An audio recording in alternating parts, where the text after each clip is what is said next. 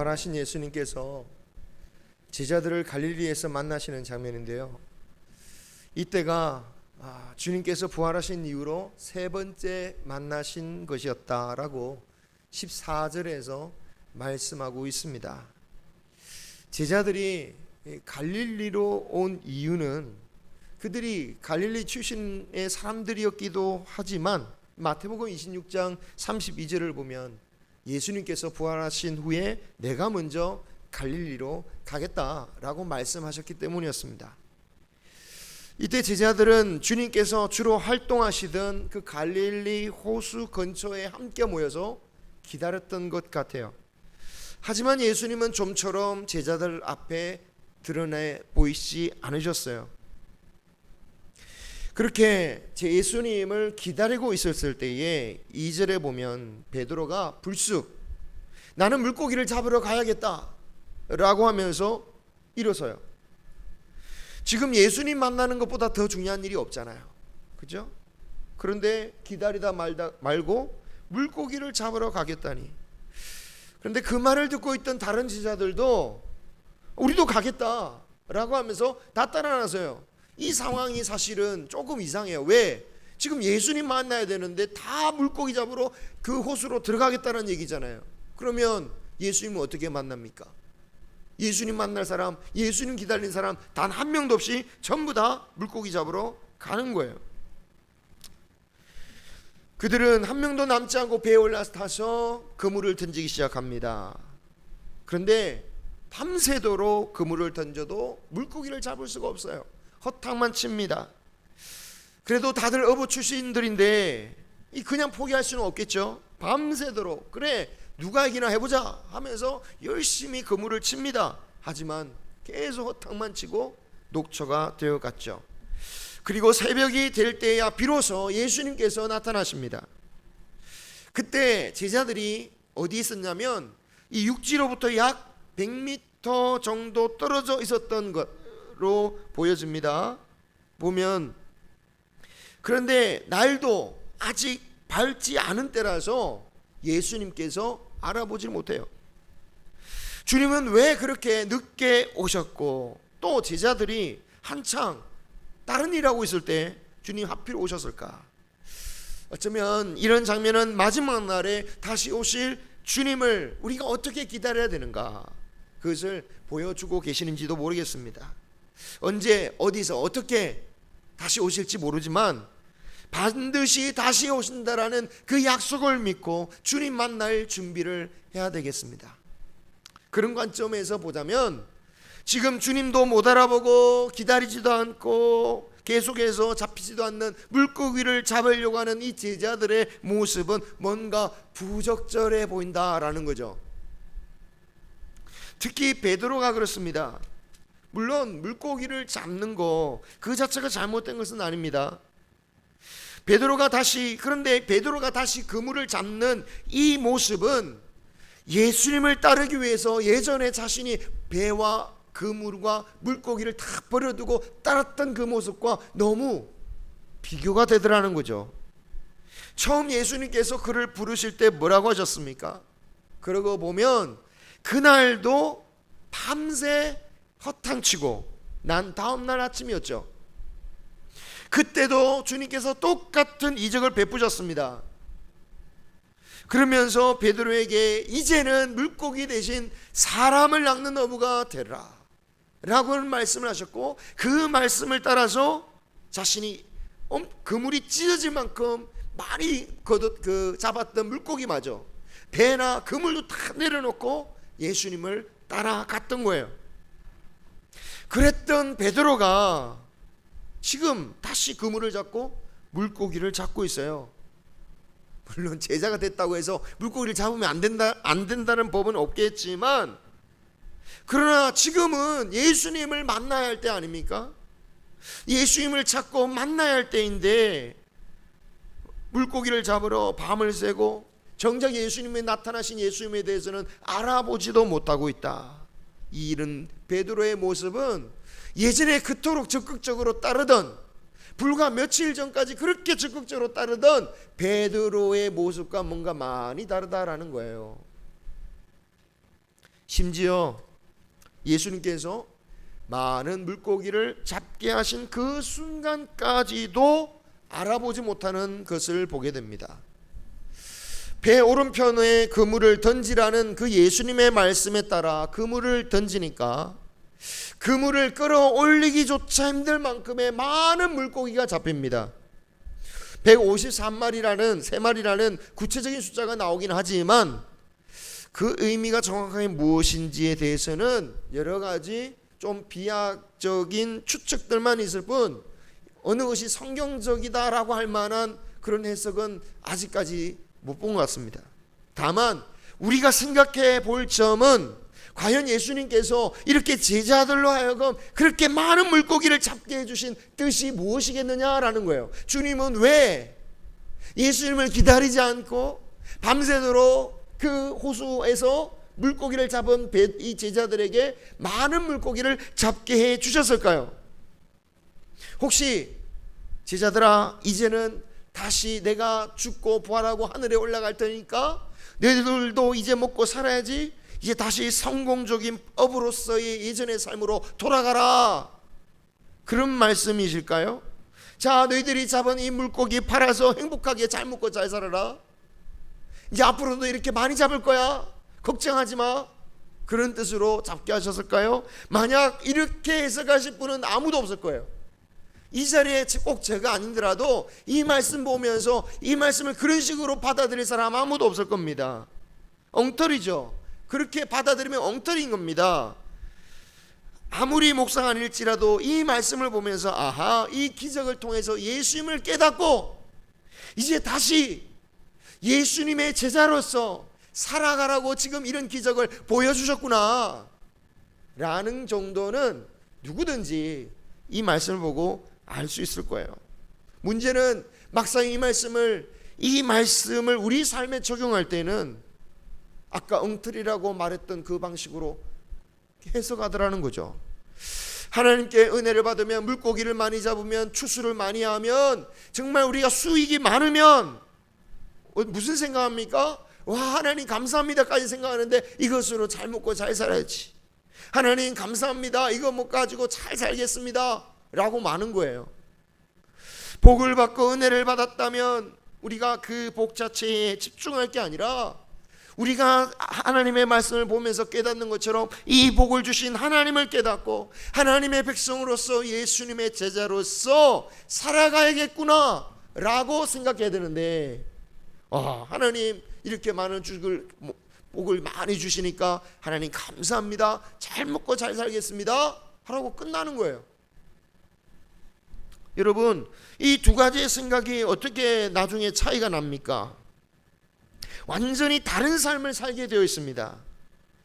그 기적을 통해서 제자로서 살아가는 사람이 있다면 반대로 그렇지 못하는 삶을 살게 돼요.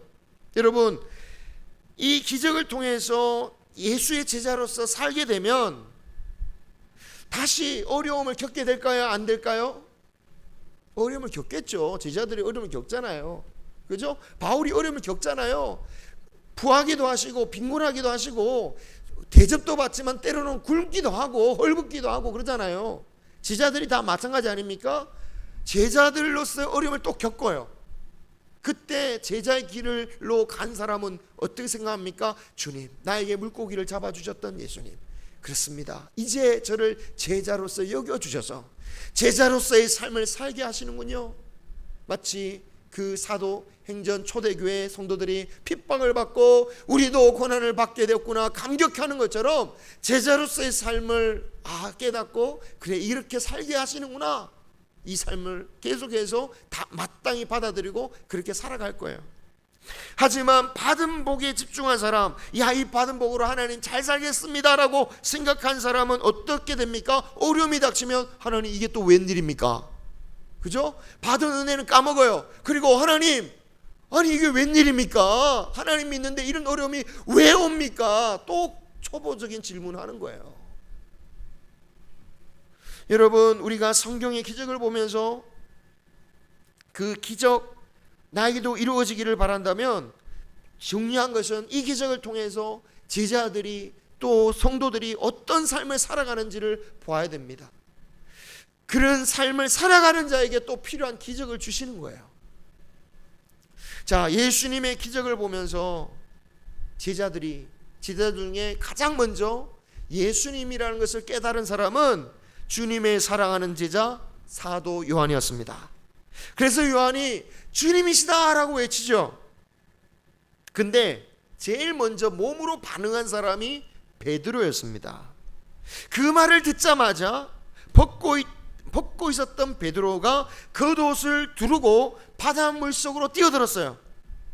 근데 여러분, 야고보가 외치는 소리를 듣고서야 겉옷을 둘렀다라는 거예요. 그물에 물고기가 가득 찬 것은 이미 그 전에 봤을 텐데 주님이시다라는 외치는 소리를 듣고서야 정말 예수님이구나 깨닫고 옷을 입고 예수님에게 달려갔다는 거예요. 왜 베드로는 깨닫지 못했을까요? 왜 많은 물고기, 말씀대로 물고기가 잡히는 그 순간에 베드로가 먼저 깨닫지 못했을까? 그런데 여러분, 우리가 베드로는 사실은 예수님께서 그물을 던져라 라고 말씀하셨을 때부터 예수님이겠다라는 낌새 정도는 차렸어야 되는 거예요. 왜입니까? 아까도 말씀드렸지만 오늘 이 사건은 주님께서 베드로를 처음 만났을 때의 그 순간을 그대로 재현하는 거예요. 그대로 재현하고 계시는 거예요. 밤새 허탕치다가 말씀에 의해서 물고기를 잡는 것, 이게 인생에 몇 번이나 있는 일이겠습니까? 한 번이라도 겪을 수 있는 일이겠습니까? 혹시 그물을 던지라는 그 말씀을 듣고 깨닫지는 못했을지라도 그 말씀대로 물고기를 정말 들어올리지도 못했을 때에는 아하, 예수님이구나 가장 먼저 깨달아야 될 사람 누구다? 이 베드로였다라는 거예요. 하지만 잡아놓고도 깨닫지 못하고 있습니다. 왜 베드로는 먼저 깨닫지 못하는 것일까요? 저는 베드로가 아마도 이 자신이 행했던 그 배신의 후유증이 있지 않았는가 생각돼요. 비록 예수님이 부활하셨습니다. 하지만 다시, 그래서 이 베드로가 다시 따라다니고는 있지만 그가 배신했다라는 사실은 변함이 없어요. 그죠? 그래서 부활하신 예수님을 따르기는 해도 그 부활하신 이후로부터 오늘 말씀까지의 베드로의 모습이 잘 드러나질 않아요. 예수님이 부활하셔서 제자들에게 나타난 것이 벌써 2번 경험을 했습니다. 그런데 그 나서기 좋아하는 베드로가 나서는 장면은요, 이 말씀 이전에 나오질 않아요. 그럴 만도 하다고 생각합니다. 베드로가 예수님을 부인한 게 오래전 얘기가 아니에요. 불과 며칠 전입니다. 그는 두려움에 사로잡혀서 예수님을 3번이나 부인했어요. 얼마나 다급했던지 마지막에는 저주까지 퍼부었습니다. 그리고 마지막 그 부인의 순간, 닭이 울 때에 예수님께서 자신을 돌아보셨어요. 아마 베드로도 봤겠죠. 아마 눈이 마주쳤을 것입니다. 그 순간 견딜 수 없어서 뛰쳐나와 홀로 대성통곡하며 괴로워했습니다. 한없는 죄송함과 죄책감 가운데 사무쳐 있을 거예요. 비록 예수님이 부활하셔서 만나주셨으나 그러나 그 자신은 너무나도 부끄러워서 그 예전처럼 앞장서서 예수님 앞에 나올 수가 없는 거죠. 왜 베드로는 갑자기 물고기를 잡으러 간다고 했을까? 그게 이해가 되는 거죠. 예수님을 기다리다 말고 물고기를 잡으러 가야겠다고 말했던 것도 어찌 보면 더 이상 자신이 마치 예수님만 바라보고 사는 사람인 양, 마치 예수님께만 충성을 다하는 마음인 양, 그런 행세할 자격이 없는 신세였기 때문입니다. 그런데 다른 제자들도 마찬가지였다는 거죠. 그들은 아예 처음부터 다 도망가지 않았습니까? 그들 모두가 예수님 앞에 면목 없는 사람들이에요. 그러니까 예수님을 기다리다가 베드로가 물고기 잡으러 난 가겠다라고 하니까 다 따라 나서는 거예요. 예수님을 한 명도 누구도 기다리지 못하고 전부 다 가는 거예요. 그런데 여러분, 제자들 뿐이겠습니까? 우리 모두가 마찬가지입니다. 주님을 실망시키는 일이 얼마나 자주 있습니까?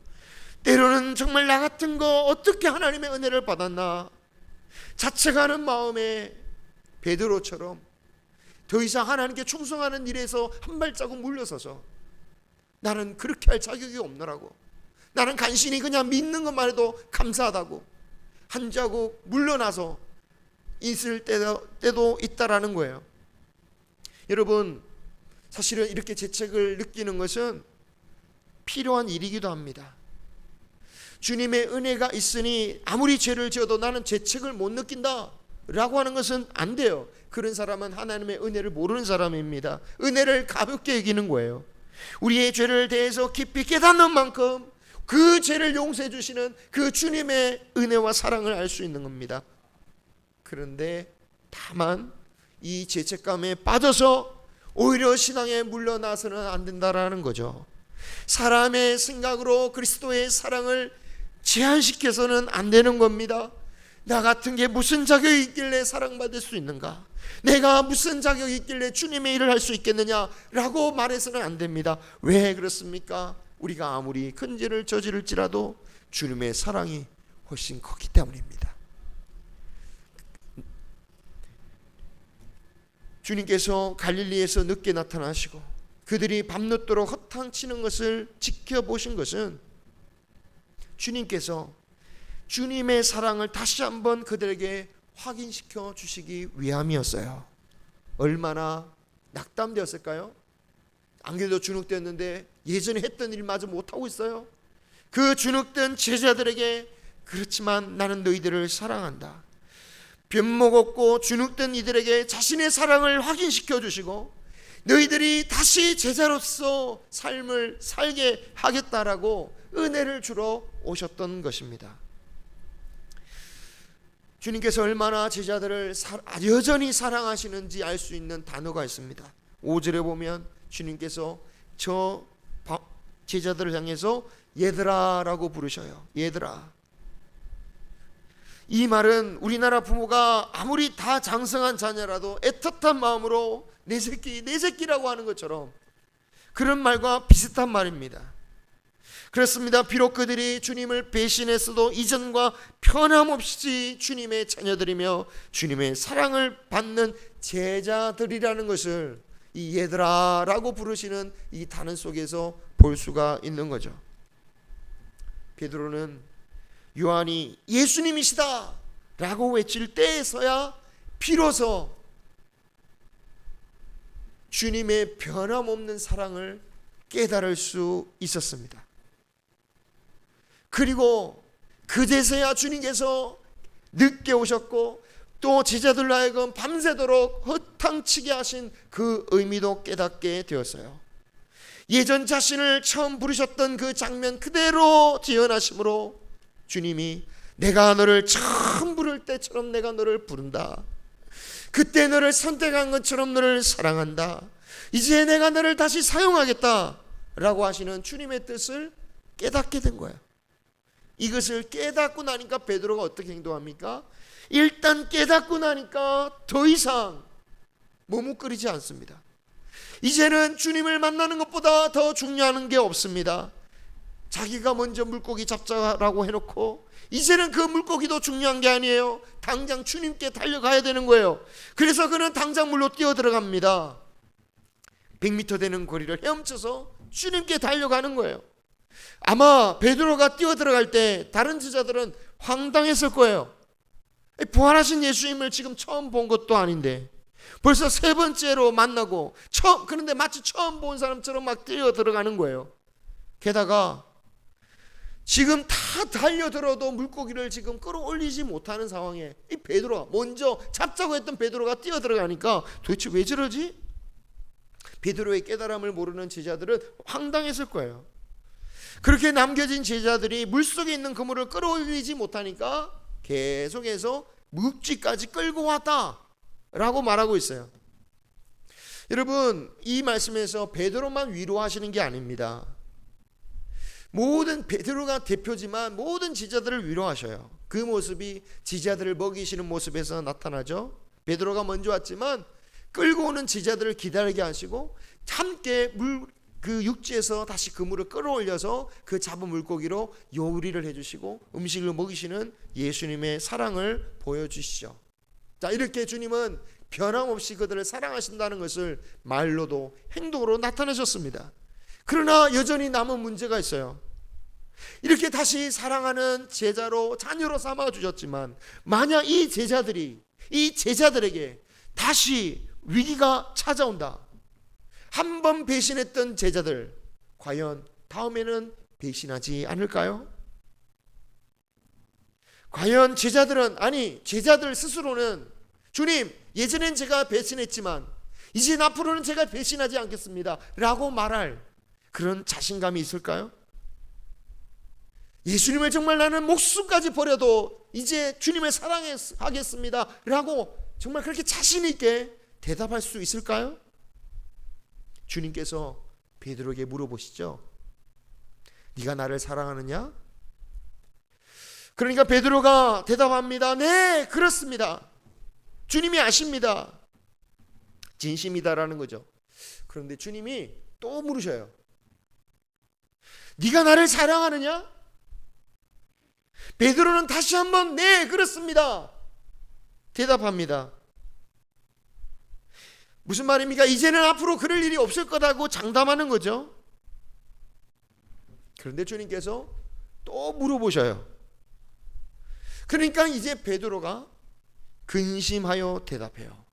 여기서 근심하다란 말은 슬퍼한다는 뜻이죠. 고통 가운데, 괴로운 가운데 말한다는 것입니다. 아마도 베드로는 예수님께서 전에 실패하셨던 것을 염두에 두고 믿지 못하셔서 나에게 이런 말씀하시는가? 그런 생각을 했을지도 모르겠어요. 그런데 여러분, 주님께서 이렇게 3번 물어보신 것은 그에 대해서 결론적으로 해석을 드리자면 이제까지 너의 힘으로 나를 사랑할 수는 없었지만 이제 내가 너를 하나님의 사랑할 수 있도록 내가 도와주겠다. 네가 정말 진심으로 나를 그렇게 사랑하기를 원하느냐? 너의 힘은 없어도, 너의 능력 없어도 정말 너야 진심으로 하나님을 사랑하기를 원하느냐? 라는 질문이에요. 그때 베드로가 3번째 대답이 앞서 대답과 조금 다른 점이 있어요. 뭐가 다르냐면 앞서 2번째는 예, 그렇습니다. 자기가 확신의 대답을 해요. 제가 그렇게 하겠습니다. 네, 그렇습니다. 근데 3번째는 네, 그렇습니다가 없어요. 주님이 아십니다. 주님이 아십니다. 내가 그렇게 하겠다라는 말이 빠져요. 그러나 내 마음은 주님을 사랑하기를 원합니다라고 말하는 거죠. 우리가 기억할 게 있습니다. 하나님의 사랑이 나를 이끄는 거지 내가 주님을 끝까지 사랑할 수 있다고 자신할 사람이 없다라는 거예요. 내 사랑으로서, 주님을 향한 나의 사랑으로서 신앙을 지킬 수가 없어요. 마지막으로 베드로가 고백할 때 주님은 베드로에게 말씀을 덧붙인 말씀이 있습니다. 그 말씀은 베드로가 어떻게 죽을지에 대해서, 어떤 죽음으로 하나님께 영광을 돌릴지에 대해서 말씀하셔요. 젊었을 때는 베드로의 의지로 다니겠지만 그의 마지막은 남에 의해서 묶여 하나님께 영광을 돌리게 될 것이다 라고 말씀하셔요. 여기서 베드로를 끌고 간다는 다른 사람이란 핍박자일 수도 있지만 결국은 그런 핍박자를 통해서 하나님께서 베드로가 끝까지 하나님을 향한 그 사랑을 증명할 수 있도록 누가 도우신다고요? 누구의 은혜, 하나님의 성령에 의해서 이끌리는 삶을 베드로가 살게 된다라는 것입니다. 자기의 능력으로 사랑하는 것이 아니라 하나님에 의해서 끌려다니는 인생이 될 것이다. 내가 그렇게 만들 것이다 라고 예언하시는 거예요. 천주교에서 성경과 함께 읽는 외경 베드로 행전 35장에 보면 그 유명한 커바디스 이야기가 나옵니다. 로마에서 사역을 하던 베드로는 살해의 위협을 느껴서 로마 성을 떠납니다. 그런데 막 벗어나는 순간 환영을 보는 거예요. 성령께서 환영을 보이게 하신 거죠. 부활하신 예수님께서 로마로 들어가시는 거예요. 그때 베드로가 외친 게 뭡니까? 주여 어디로 가십니까? 코바디스 도미네, 주여 어디로 가십니까? 그때 예수님께서 하신 말씀이 내가 십자가에 다시 달리려고 로마로 간다. 그 성령의 인도함을 받은 베드로가요 깨닫고 자신도 그 성령의 인도대로 다시 로마로 들어가 십자가에 거꾸로 달려 순교하였던 것이죠. 자신의 의지로 도망치려고 하였지만 하나님께서 성령을 통하여서 이 베드로가 그 성령의 이끌림 받아 자신의 사랑을 증명할 수 있는 길로 성령께서 인도해 주셨다라는 거예요. 우리가 하나님을 향한 사랑을 실패할 수 있습니다. 그렇지만 하나님의 사랑이 우리가 주님을 사랑할 수 있도록 인도해 주실 것입니다. 그것은 우리의 의지가 아니라 주의 성령이며 주의 사랑이십니다. 그 사랑을 믿으시기 바랍니다. 우리는 실패할 수 있지만 주님의 사랑이 우리를 다시 주님의 사람으로 세우시고 제자로서 믿음의 길을 다시 시작하게 하실 것입니다. 올해도 그러한 주님의 사랑을 많이 받고 또 주님의 사랑을 많이 드릴 수 있는, 고백할 수 있는 해가 되시기를 주님의 이름으로 축원합니다. 기도하겠습니다.